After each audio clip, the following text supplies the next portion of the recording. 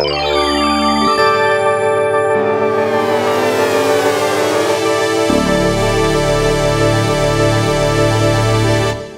you all for coming. Welcome to the Art Salons. It is my pleasure tonight to introduce Virginia Fifield. Virginia has been a painter and an artist throughout her adult life, but she's also been an architect. She grew up in Toronto and worked as an abstract painter, and then went back to school and got a degree in architecture, and has now made another change in her artistic output and discovered the world of nature and animals, and has been creating the most amazing drawings, which she will share with you. I wanted to tell you a little bit about Virginia from a different point of view. I met her through the Artist as Entrepreneur Institute. She was one of the originators of what they call the DBA show, which is doing business as entrepreneurs. That takes place every winter or spring, and is a juried show, and takes graduates of the Artist as Entrepreneur Institute and gives them an opportunity to really show their work in the most wonderful setting. Joanne Urban is in the show right now. I've been in the show, it's been my privilege. Terry Brybovich has also been in that show. I'm looking to see who else. Beju is one of the curators of the show this year with his wife. And Virginia and two other artists were the originators of it and have had work in the show each year since that time. So it is my pleasure to introduce Virginia, and take it away. Thank you very much, Ellie. Thank you. And thank you all for coming this evening. It's a pleasure. I really have to commend Ellie for doing these salons. I think that they're a wonderful opportunity for growth and information and promotion of the artists and sharing information, and that's how we all grow. So this is an exhibition of my recent work that was just a couple months ago at the Art and Culture Center of Hollywood. And you can see that now I do large-scale black and white drawings of animal subjects.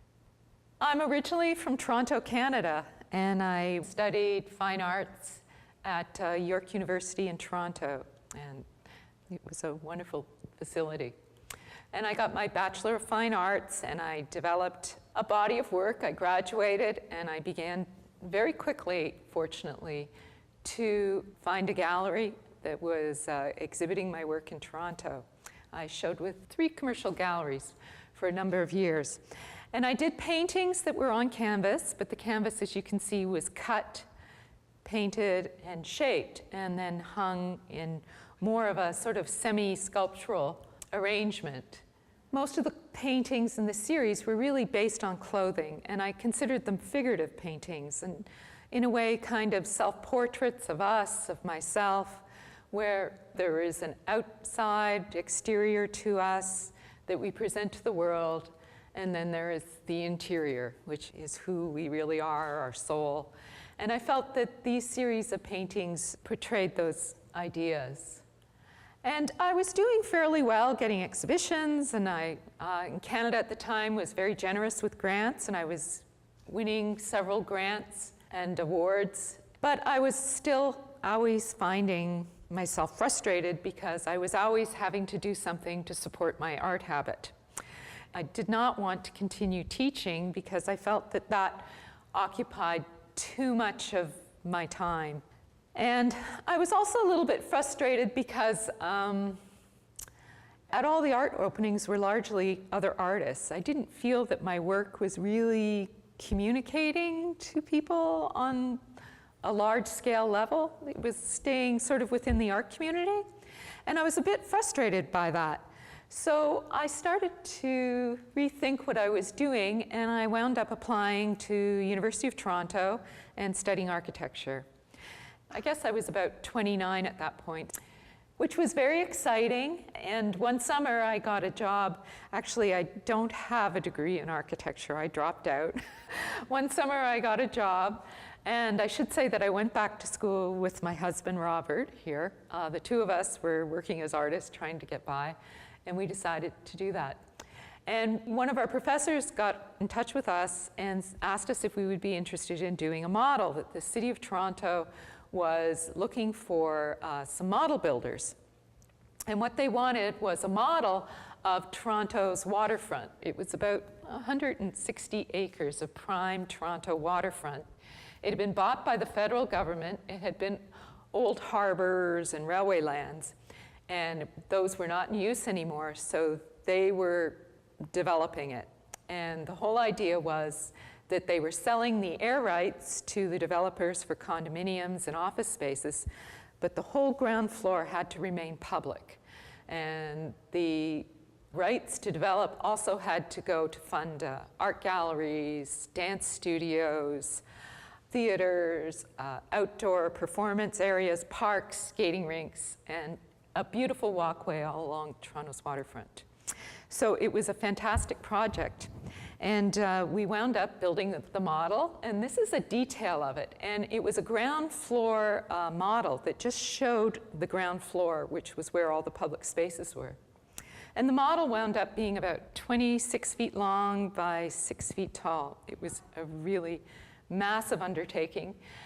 Somehow we managed to get it done in our summer, and we hired all our friends from architecture school, and we wound up working on this incredible model. And at the end of it, I got into my next year, and I was so exhausted that I decided to take a year off to recuperate. And then Harbourfront contacted me, and they offered me a job, because they realized that I knew every square inch of their site, because we had made this incredibly detailed model where I knew where every tree was, where every paving block was. I knew all the surveys and everything. So I wound up working with them and not going back to school, but really, having a really good time and really enjoying the opportunity of working there with many different architects who were building on the site and doing small projects and designing theaters. But I was living in Toronto. As you can see, it was cold. And my husband, Robert, was from Florida.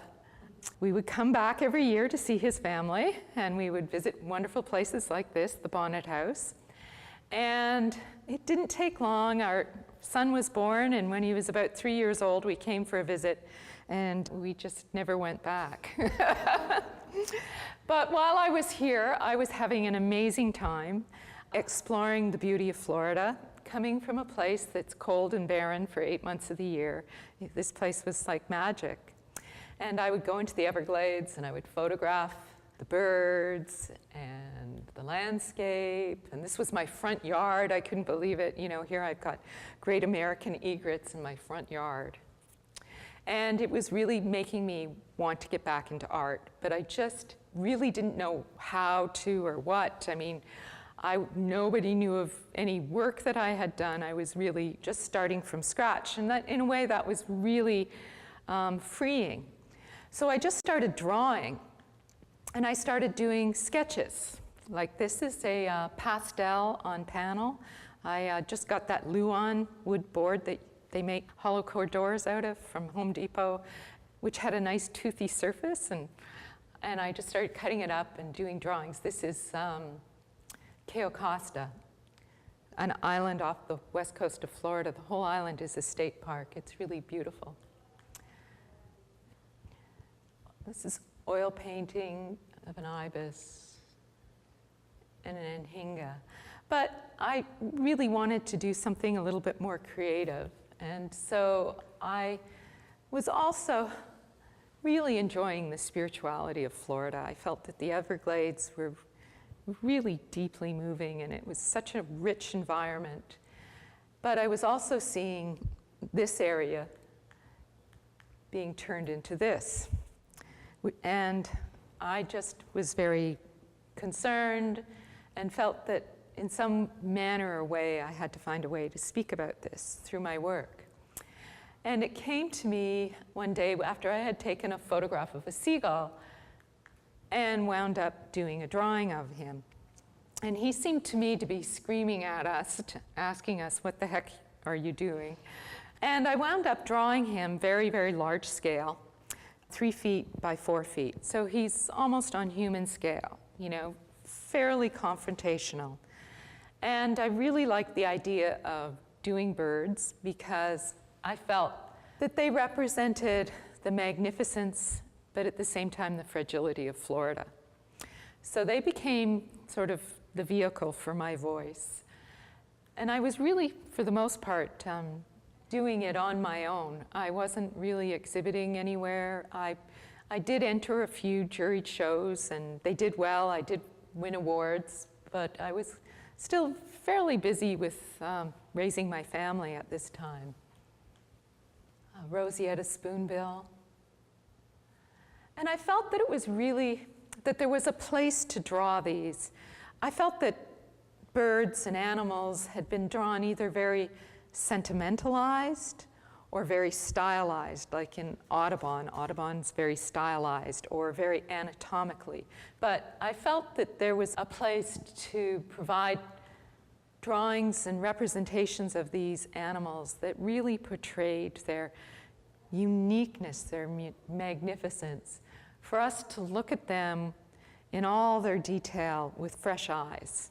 I mean, you think you know what a bird is until you really are there in front of them and you get drawn into all the feathers and all the texture on their legs and claws, and you realize what a different being they are and how wonderful they are.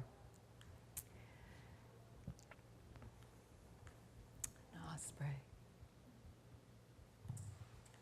So they're pretty confrontational, some of them. Some of them reflect the fragility, but some of them are confrontational. Kind of, you know, like we have an equal place on this planet too. So as I was working on these, I was also exploring other ways of conveying my feelings about this environment. And I started a series of urban landscapes, of fairly commonplace landscapes and images of everyday things that are around us that really, I felt, portray the unconscious ways in which we are reshaping our world. So here is a painting of a transport truck with the shadow of a tree cast on the side, which is sort of an ominous thing. You wonder, well, where is the tree and why, you know, it takes you a minute to see the tree on the side of the truck. And it just sort of asks, what are we replacing trees with, and questions whether, you know, does the tree still exist even? A dead-end sign at an end of a street where there are fences that are blocking out nature, controlling it, keeping it back.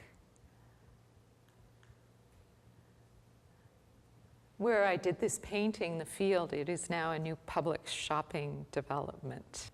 And it was like a little mini Everglades for a while. A forest is now a grouping of trees in a mall parking lot. Landscape with water where, you know, the value of water, this is how we handle it. Water has tremendous value to us.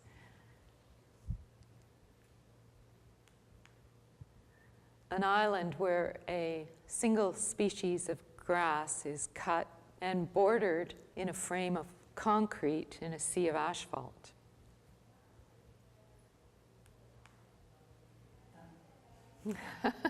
We've all seen that. Another parking lot.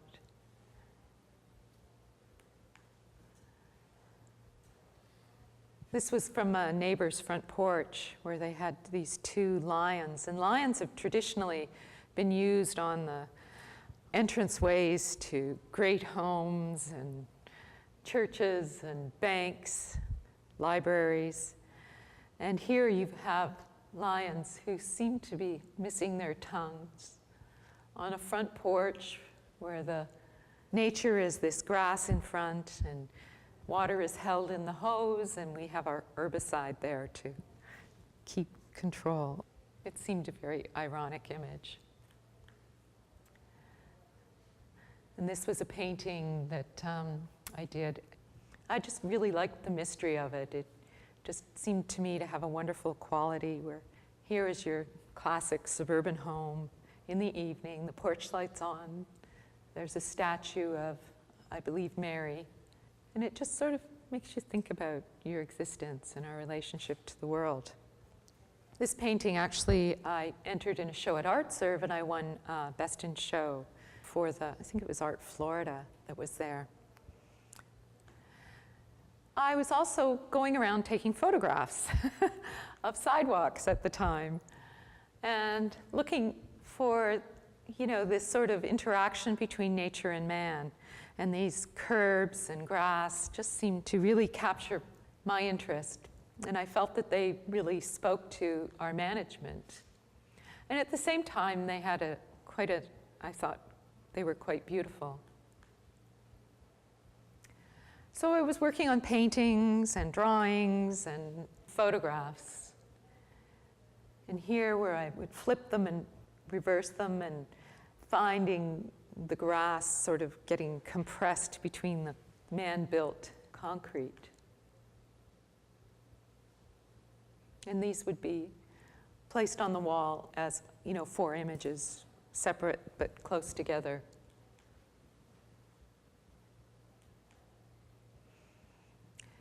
And sidewalks where flowers are falling on the concrete, but you can see the impression of them from the years before when the concrete was first poured.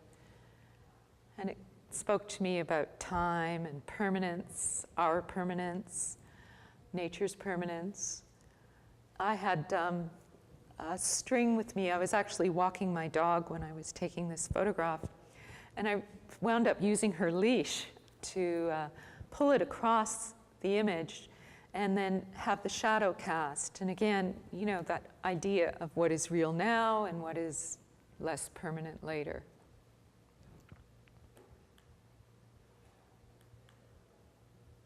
And these I didn't really show very much, but they were all just ways of me exploring my feelings and ideas. This was from a series of some small pieces that I did with concrete borders and artificial grass, and then with pictures of homes in there, sort of called them urban paradise.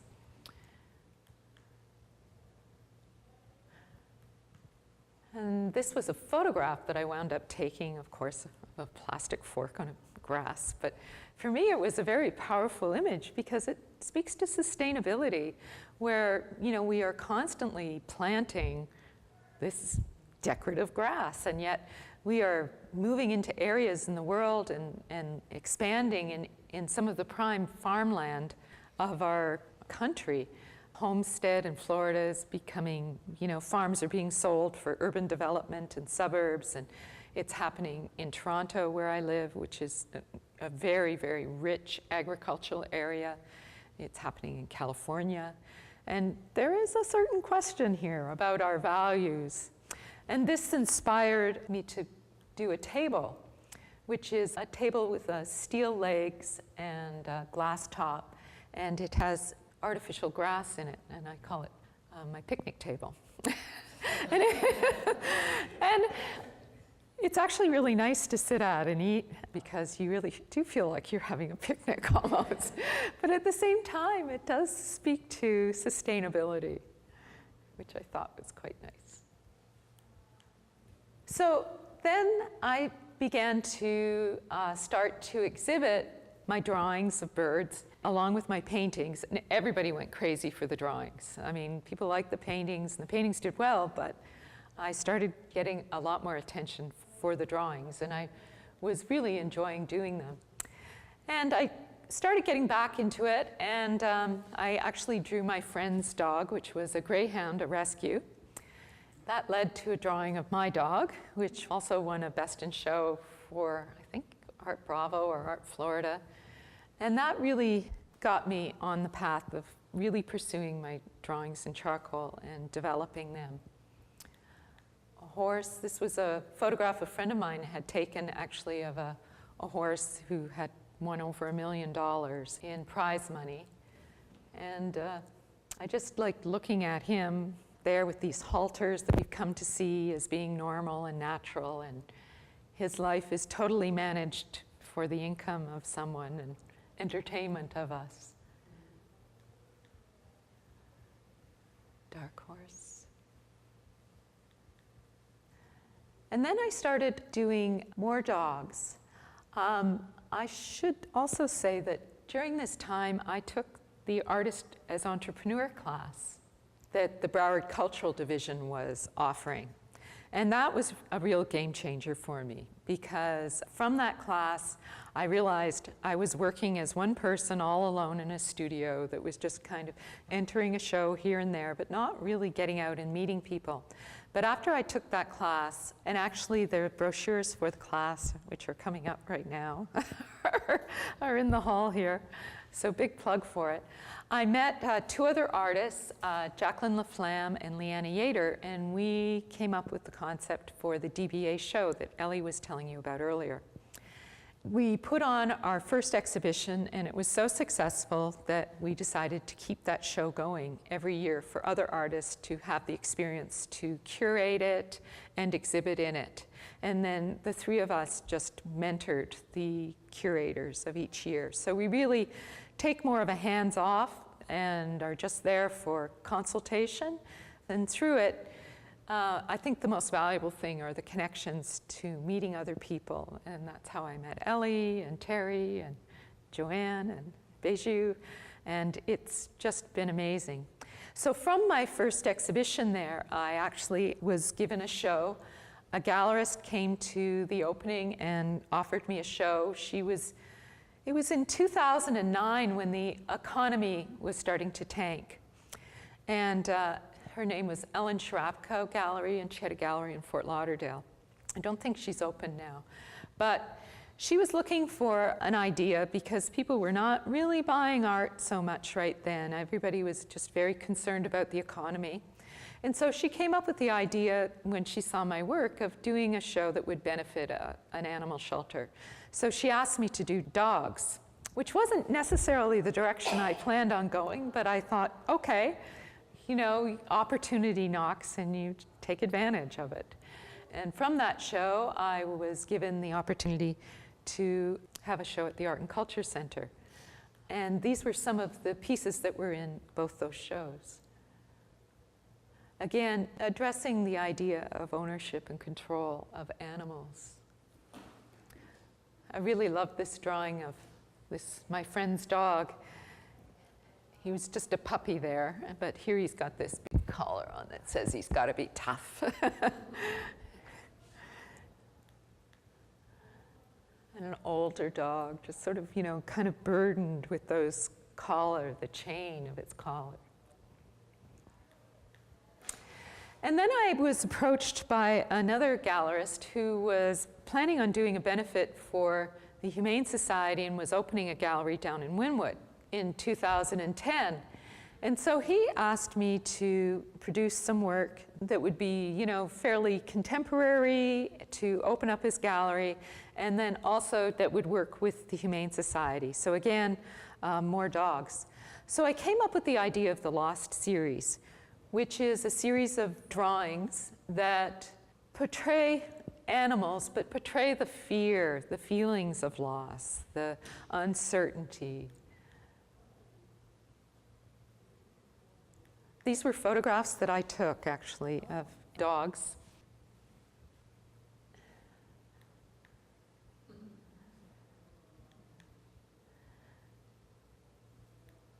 So they're all very unsettling, but that was the idea. And I probably should tell you, you know, no harm was done to these dogs. And then, in fact, they were all having the time of their lives because I live very close to a dog beach. And I would go there and photograph them every weekend. And they were either not wanting to come or not wanting to leave. But I was able to change the context through my drawings and create these feelings. That poor dog really did get snagged up in that leash.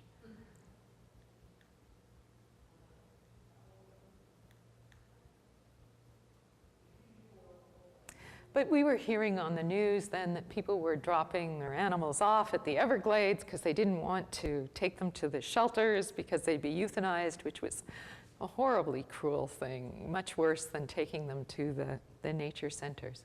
But as it turned out, apparently the Humane Society decided they didn't want to deal with this gallerist, so the show never happened, which was very, very disappointing at the time. And these things happen, and after you've spent practically a year of your life working on something.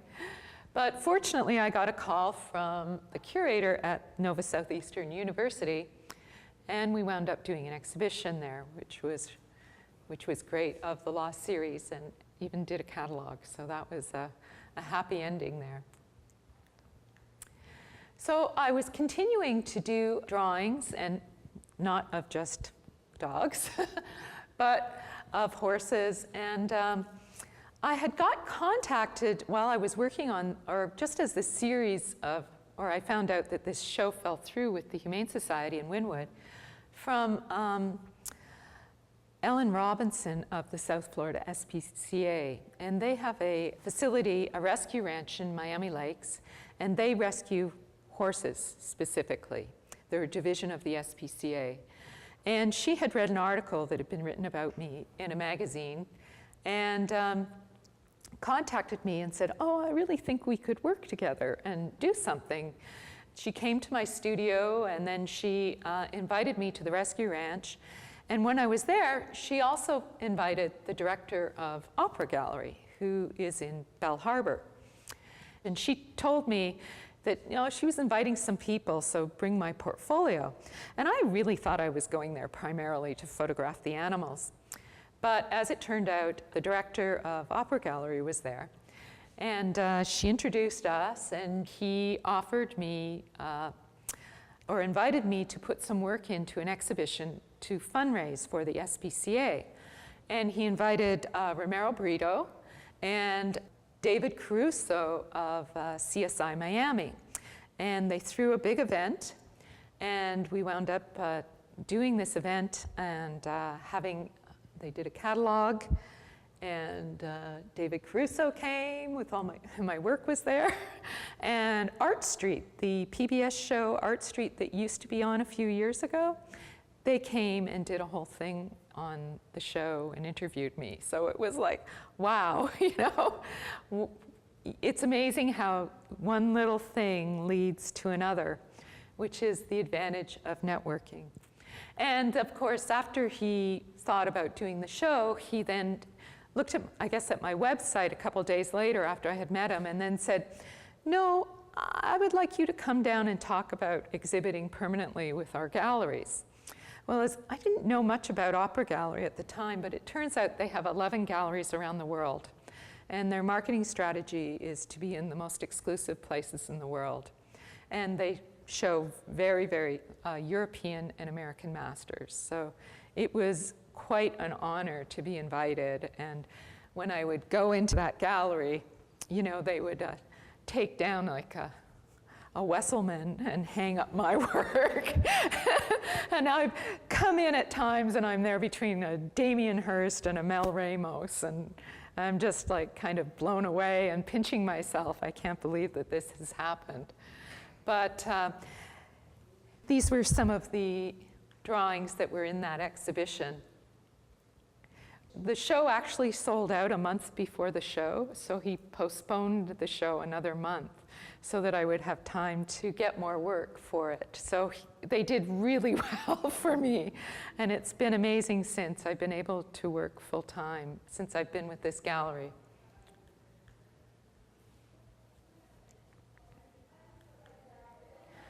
This piece is 5 feet by over 6 feet, so they're almost life-size and very realistic. And I used to sleep at night with a brace on my wrist, as you can imagine. But you know, when opportunity knocks, you've really got to rise to it, and I was definitely happy to do that. But again, I was putting in those elements of our ownership on these horses, where there's the bridle, which we really don't see, that kind of unconscious thing that came from the landscape paintings. But then the things that you do see, of course, are the frieze tattoo on the horse's neck, and hence the title is R506. And then the look, that sort of confrontational glance and look at us, gazing back at us and asking us, how are we really taking care of them?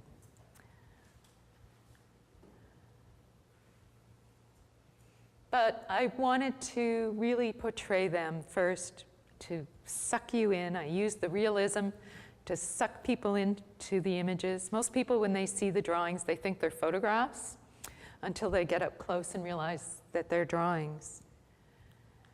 But I want to bring you close and then hopefully into a deeper consideration of these animals.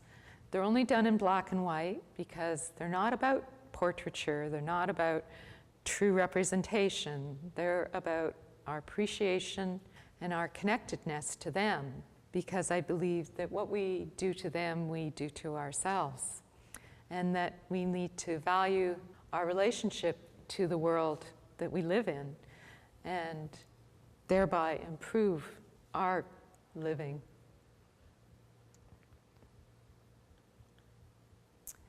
I've also been wanting to do other things other than dogs and horses. This was a piece that was actually in the All Florida Boca Raton a couple years ago and actually won an award. And it's a 4 by 6 foot drawing of dead tulips. And there was a beautiful bouquet of tulips that were given to me as a gift from a friend when my father passed away some years ago.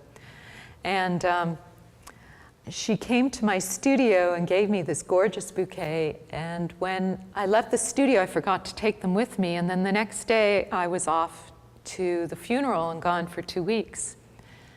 But when I came back to the studio, the water was completely gone and the tulips were still there completely intact. Not a petal had fallen, which just seemed amazing because every time I've had tulips before, they just shower everywhere. And they were so beautiful in death, and yet they still had such life, and it just seemed like such a tribute to my father, who loved nature, wherein I was inspired. It just seemed like something that I really had to do, and I'm really glad that I drew them. And then this was another piece, a triptych of the contemplations of life, death, and beauty, where I took these plants and removed the soil from them and then photographed them and then replanted them and then drew them with the roots and everything intact. And then I was contacted by the University of Florida. I knew a professor that worked at the research station in Davie, Florida. They were building a new facility and they were looking for artwork.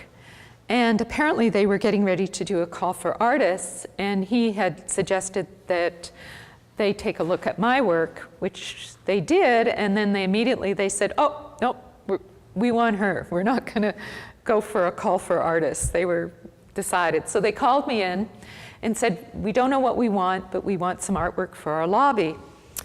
So, of course, University of Florida gators, an alligator seemed really, really appropriate. And it was in June at that time, and I remember going out and photographing alligators, and the scientists that do the work on alligators said, oh, you could come out with us on the boat in the Everglades at night. We go tagging them. It's real fun. And I said, oh, yeah, that sounds wonderful, but not so good for photographs. And they go, oh, yeah, right. But anyway, as it turned out, I was going through some photographs that I had taken, and I wound up having this photograph, which I thought was kind of ironic but nice. It was a photograph I'd taken of an alligator out front of Clyde Butcher's studio on Tamiami Trail at his Big Cypress Gallery. And of course, he's an artist that I admire tremendously. And I have learned that actually that gator is called Barbie. It's a nickname. He has a pond in front of his place. But at any rate, this was the image that I chose, and it's about 9 feet long, that drawing, so it's pretty much life size.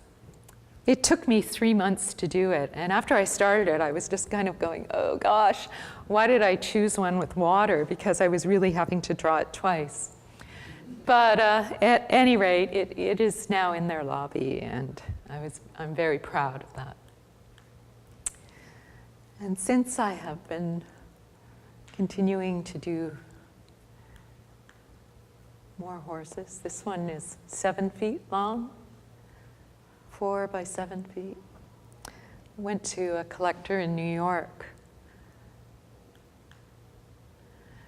Oh, when I was photographing the alligator, I was walking on a raised boardwalk in the Everglades, and there was an alligator sleeping there, and its hand was by its side.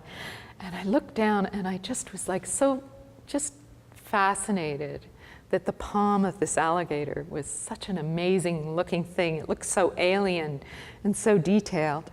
So I swore to myself that I would one day do that drawing. And I just think to me, it speaks to the vulnerability. The palm speaks to the vulnerability of the creature. And it's missing its toenail, which again kind of talks about its threatened nature.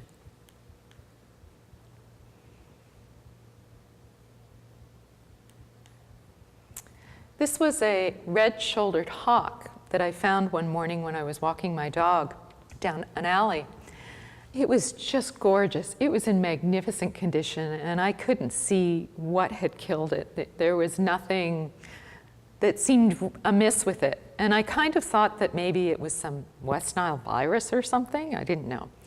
But I called up the Wildlife Care Center in Fort Lauderdale and asked them if they were interested in this hawk and knowing what had killed it. And they said, absolutely, if you would bring it to us, I'd appreciate that. So fortunately, there was a cardboard box in the alley, and I kind of carefully swished it in and took it home and photographed it. And by 3 o'clock that afternoon, they contacted me and told me it had been electrocuted and asked me where I had found it. Was it near power lines? And I said, oh yes, it was right under a power line for sure. So I gave them the location. And when I walked my dog that night around 6 p.m., the FPL truck was there repairing the line. Wow. So we definitely, I tell you that story because it speaks to the tragedy of our input, but also our willingness and ability to make things right. And I thought that was kind of really, really nice. I love this squirrel's I just love that look. It's like, are you going to help me or are you going to hurt me?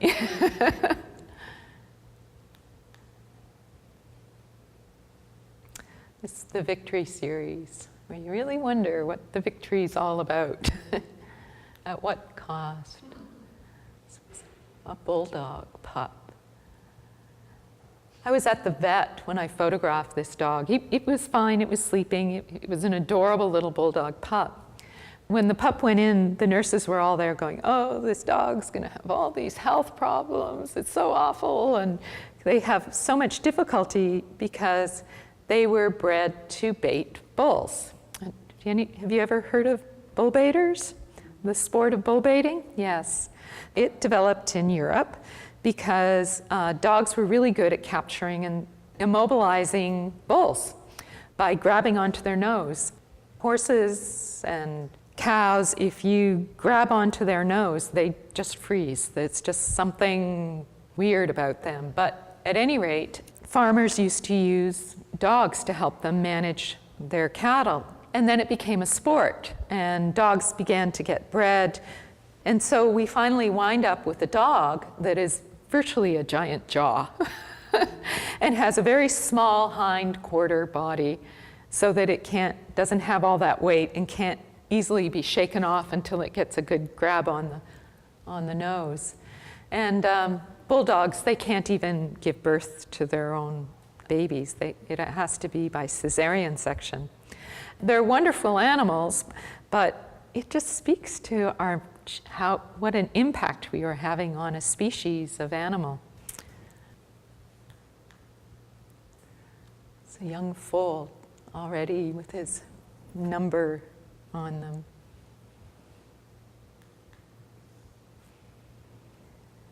Again, this is called man-made, a boxer that's been bred and shaped, and the hands are holding it. It speaks to our management of them. This was a young cockaded woodpecker that was being banded by scientists.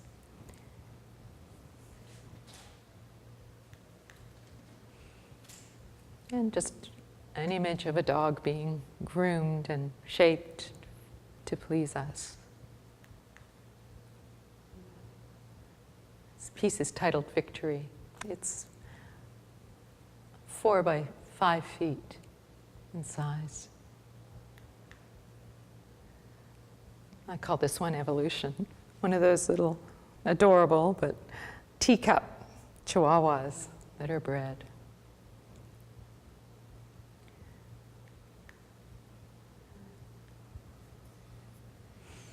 I like the way this horse is just sort of rearing as though it's trying to shake off that tattoo and looking at us.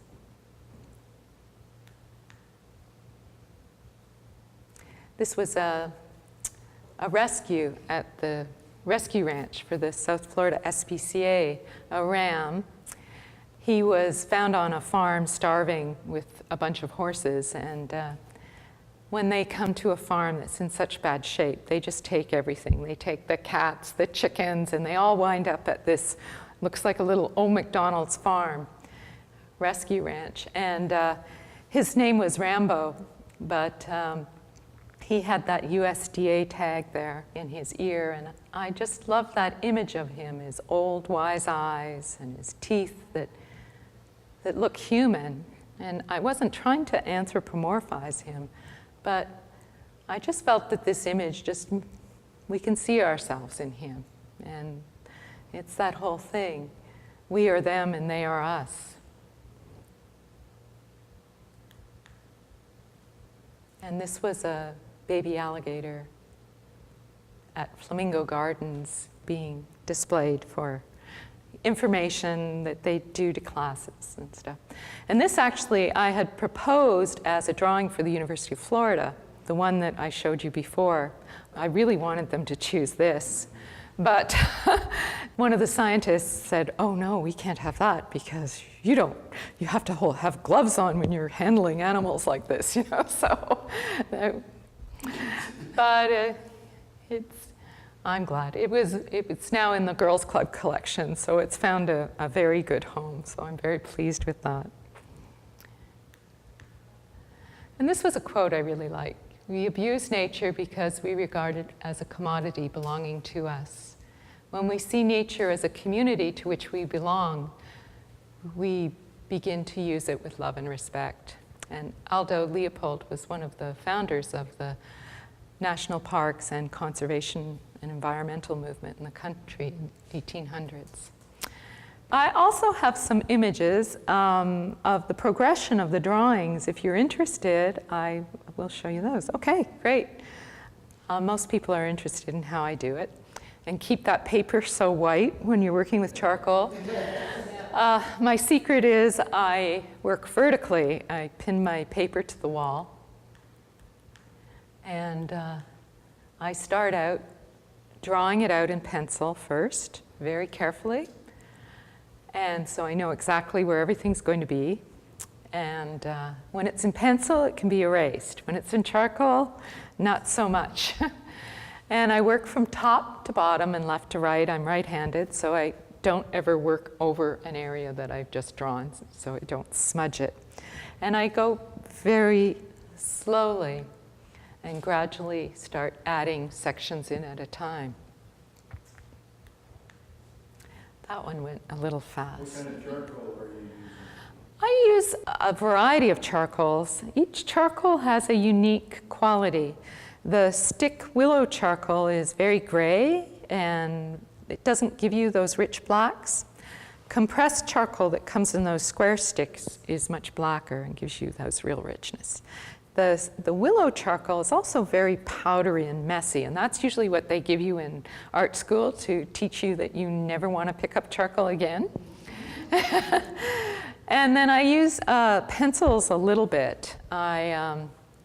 I wear gloves, and I change them frequently to keep the paper clean. But then I've also discovered that the gloves become very blackened and impregnated with charcoal, and they wind up becoming a drawing tool so that I'm able to even rub and blend with those. I use a lot of stomps. I use chamois and to pick up the charcoal and blend with it to create those nice grays. You know, I figure out how I want something to look, and I kind of figure out how I'm going to do it. And I start messing with a whole bunch of things until finally I get what I want. I also use erasers a lot. So I will fill an area in gray and then erase. Yes? I'm assuming you don't use any artificial masking. No, no masking. No, no. Do you have any special favorite pencils? I use general charcoal pencils, and I use the HB and the 6B. The harder the pencil is, the straighter and the cleaner the line. The softer it is, the better it is for blending. I use those. I also use, I think Wolf makes a nice charcoal pencil, a variety of them. Some people I know really that work in charcoal really don't like the general pencils, but I find that they work okay. What papers do you use? I use Stonehenge, and when I've gotten into the really big scale, I found that just moving, I can't even buy it big enough where they haven't dented the paper. And when you've spent 3 months on something, you really don't want your paper dented. So I actually wound up using mat board, museum mat board, what they use for archival framing, because it's 4-ply board. It's 100% cotton and acid-free, and there's no worries, and I can get it up to about 9 feet.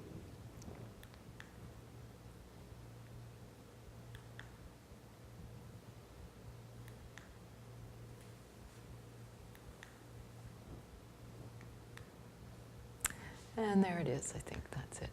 Thank you. Appreciate it.